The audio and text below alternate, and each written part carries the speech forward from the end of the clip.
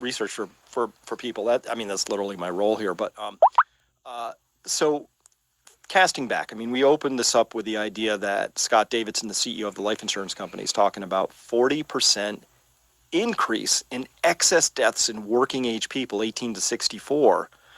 And we reviewed that data and saw that it's not just statistically unlikely. Like, you know, a p-value of having a 0.05 means if it has a 1 in 20 chance of like happening by accident, we say maybe that's statistically significant, right? 1 in 20 can still happen, right? Your D&D 20-sided die will sometimes roll the number you want, right?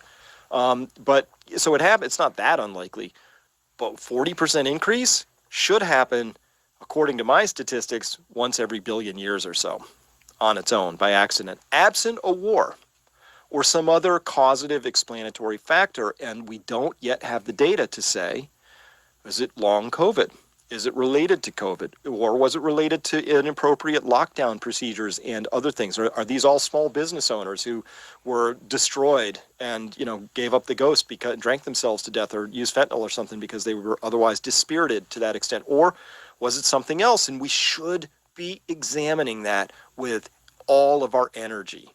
And instead, we're just ghosting it, ignoring it, and taking it away, which makes me suspicious. So here's how I work. I scan for two things when I'm trying to figure out what to talk about. I consider that the media commits what I'm told. When I say the media, I'm really talking about the narrative that's allowed to filter through. So the media to me includes what is promoted to me on Twitter and what's missing, what's promoted on Facebook and what's missing. I track who's getting suspended and all of that. And out of this, I create sort of a tapestry, and I do read the newspapers too, and I watch as much TV as I need to know what they're thinking. And so from that, I develop my operative framework, which is there are sins of omission and commission.